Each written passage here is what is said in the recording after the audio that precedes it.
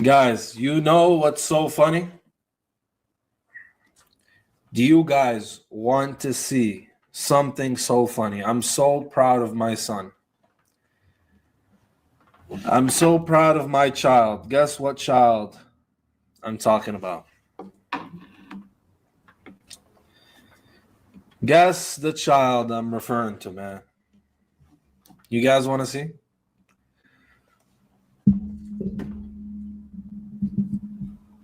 I have a begotten son. That's right. That is correct. Let's pull it up. We're gonna watch and laugh together, man. Let's look at this, man. All right. Of course. Now, yeah, that's a good one. The Muslim might try to bring up, the Gospel of Thomas or the Gospel of Barnabas or something like that. Yeah, you guys have heard this stuff, right? Isn't it crazy? Oh, Q. Oh, we'll talk about Q in a second. Oh, Q is fun. Q is their new thing, thanks to what is it? Flopodox Muslim, the Orthodox Muslim, Flipiano.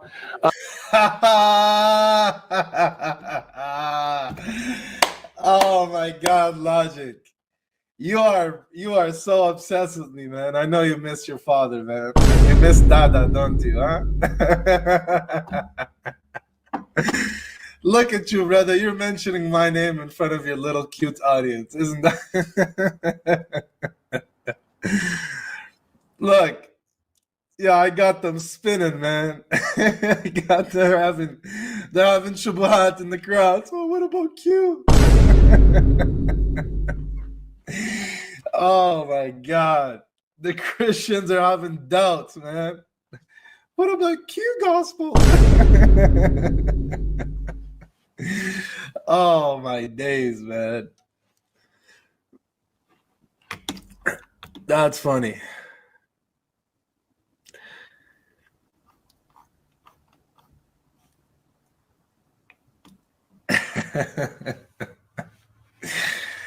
Oh man, let's see what he says. Because of him, let's be honest. So we'll deal with Q in a second. But yeah, they bring up Gnostic Gospels because they would rather go to the Gnostic Gospels rather than what is known and authentically true as Matthew, Mark, Luke, and John. Yeah, that is a straw man. We don't go to just Thomas and disregard Matthew, Mark, Luke, and John. We actually substantiate that the historical gospel of Christ exists in Matthew and in Luke, and that's what Q is, sir. So we don't disregard the historical data found in Matthew, Mark, Luke, and John. Although John is disputed to be an authentic historical source anyway because of its high Christology and less historical or less significant historical data in there. And Thomas is just an early tradition as well by the community that composed it. So yes, we go to the early data, which would include Thomas and the other gospels as well. Nobody goes to the Gospel of Barnabas, sir. Who the heck quotes the Gospel of Barnabas? Guys, are there maybe I don't know. Are there any Muslims who really think the Gospel of Barnabas is the gospel and quote it as the gospel? This guy is dealing with arguments from 10 years ago. My brother, what are you doing? Who the hell quotes the Gospel of Barnabas? Hey. They would rather go to anything else but there. But everywhere else you go, okay, let's give it to them. Let's say the Gospel of Thomas is the Injil, or the Gospel of Barnabas, like Gospel of Barnabas, for example. It says that Muhammad is the Messiah. Is that the Injil? You believe? Yeah, that's because the Gospel of Barnabas is a medieval forgery, sir. No Muslim thinks the Gospel of Barnabas is the gospel, dude. No? Oh, okay, so this can't be the Injil then, right? Okay, that's out. Gospel of Thomas. There's always problems with all of it. Like Gospel of Thomas, for example, I think says that in order to get into paradise, women have to become men. He got it from me. Yo, he got that from me. I bet you he's never even read Thomas. He got that from me. He got doubts from my video. Wait a minute. Spiritual perfection was exclusively masculine. St. Jerome carried this idea further. As long as a woman is for birth and children, she is different from man as body is from soul. But when she wishes to serve Christ more than the world, she will cease to be a woman and will be called man. This concept has roots as far back as the 1st century. The apocryphal Gospel of Thomas, saying 114, records Jesus allegedly saying, Simon Peter said to them, Let Mary leave us, for women are not worthy of life. Jesus said, I myself shall lead her in order to make her male, so that she may become a living spirit, resembling you males. For every woman who will make herself male will enter the kingdom of heaven. This message couldn't be clearer. Women, as they are unworthy of life and must transform into men for salvation. This idea wasn't isolated. St. Hippolytus echoes it in his refutation of all heresies. For this, he says, is the gate of heaven, where it is necessary for them, when they have come there, to cast off their clothing and all become bridegrooms, having been made male through the Virgin Spirit. Yo, I'm the one who taught him that.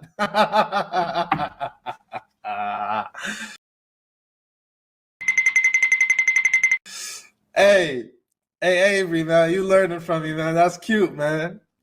That's cute. That's cute. But also, just because there are problematic sayings or logia in the Gospel of Thomas, it doesn't mean that the Gospel of Thomas doesn't betray early information about the historical Christ. When somebody says that the Gospel of Thomas is evidence for the Gospel or the Injil, it doesn't mean that all the sayings in the Gospel of Thomas are revealed. No, that doesn't follow at all. Rather, we make a cumulative historical case based on the best available data that we have, the earliest data, using the historical critical method. You know, to get into paradise. Beautiful. And by the way, he has a problem with the Gospel of Thomas saying that a woman must become men to enter paradise. That's what the church fathers say. I have a whole video on this. If you scroll back to my animated videos that I started off with, I have a whole video on 5-6 early prominent church fathers who say that in order to enter paradise, you must become a man, spiritually, that is. Not that you're going to become transgender, but spiritually, the man is seen as the one who is upright, the one who's obedient. The woman, because this is the story from Adam and Eve in Genesis, the woman is seen as the crooked one spiritually, the one who followed the devil. And so in order to enter paradise, according to these early fathers, you must become a spiritual man. And that's likely what the Gospel of Thomas is portraying here. So again, you shouldn't have a problem with this because your early tradition is filled with stuff like that, sir. Oh boy, this is bad. That sounds like Islam to me, huh? You know. Funny, man. No. Islam, they like a lot of them virgins, man. They they like a lot of them virgins, just like Moses and his army in the book of Numbers, chapter 31, verse 17 and 18, when they touched the virgins. So cringe, bro. Dude, you're cheesy as hell. I'm not gonna lie. So you cringe, brother. they need their women's. But this is what we have. So when it comes to the Gnostic Gospels, they always have there's a problem wherever they go. If they want to say that that's the Injil, fine, we'll use that. But it contradicts Islam. You know, they're in trouble. Now they try to say Q. Let's see what he's going to say about Q. Gospel. It might be the Injil. This is like a new, every season, you know, Muslims have their new argument, you know. They have their way to. Q has been around for as far as I could remember. It's just more in the academic field, right? Muslims that are more into the academia of the New Testament have known about it, but Q has been around. It's not a new phenomena. Scholars have posited the existence of Q since the 1800s. Try to get around this stuff. And then now they're starting to say Q. So what Q gospel is, guys, it's a theory. It's not real. There's not a single manuscript that exists. Okay, the Gospel of Thomas, we didn't have any manuscript of it before the Nag Hammadi collection in the 1900s. Does that mean that the Gospel of Thomas is not real? Goofy. You're so goofy. It's funny. You're so cute. Look at you. You're trying to disprove me, but you can't. You're such a goofball. As the scholars of Q and as Dr. John Kloppenberg have said, Q is not just a conspiracy theory that scholars woke up one day and have posited. Q is posited from logical necessity, from something called the synoptic problem. There's a literary dependence between Matthew, Mark, and Luke, and this literary dependence posits a two-source hypothesis. Mark being one source, the other being a saying source that has the name of Q or Quell or Quella in German, which means source. Goofy, goofball. All right, let's keep going. But it's a theory. It's an idea. It's a theory. It's an idea that every single academic scholar has posited to be a fact. That academia is in consensus over, that it's posited and presupposed. Yeah, it's just a theory. Only a few scholars deny the two-source hypothesis. That's it. That's it. Oh, it's just a theory. He's undermining it, not knowing that the overwhelming consensus posits Q and presupposes the existence of Q. Why?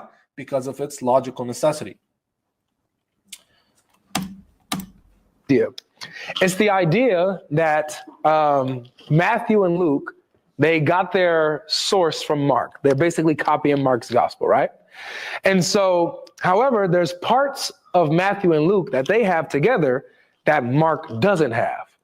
So they're saying that Matthew and Luke are using another early source other than Mark.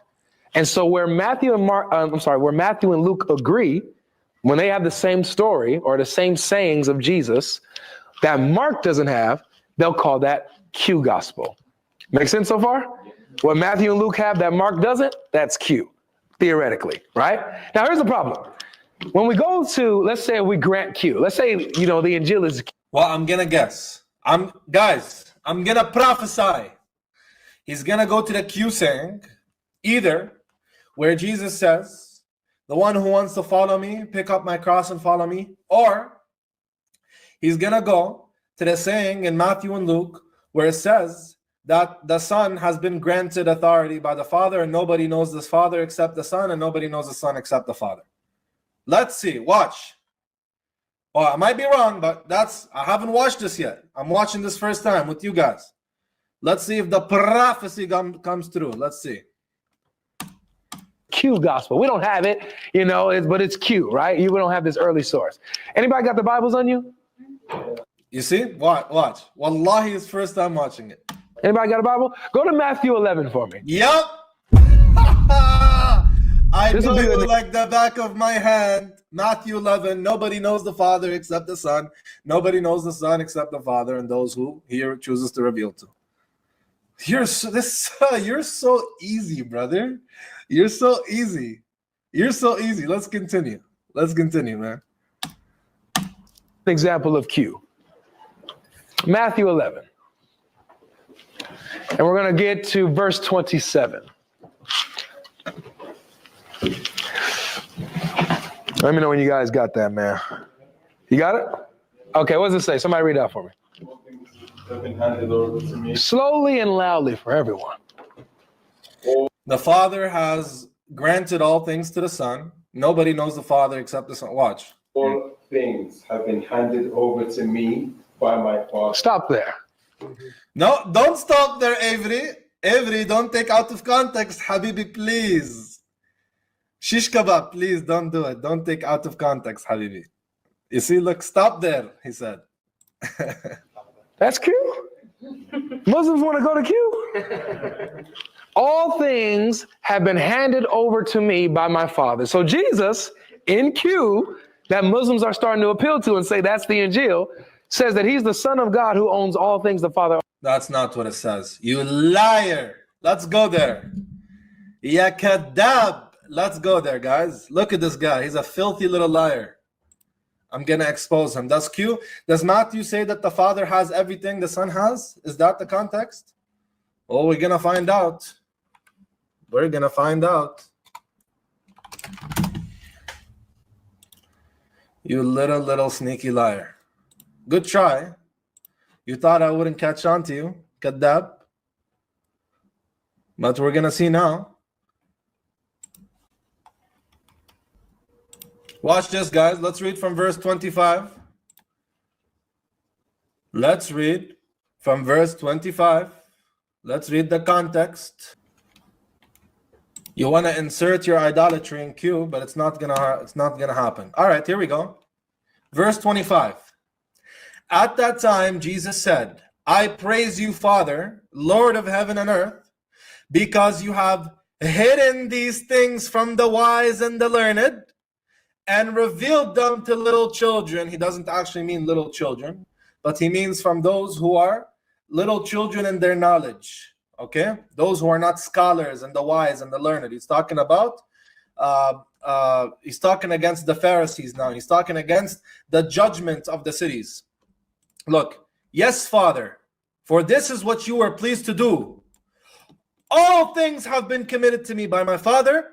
No one knows the Son except the Father. No one knows the Father except the Son, and those whom the Son chooses to reveal him. The context is unique and intimate knowledge of God.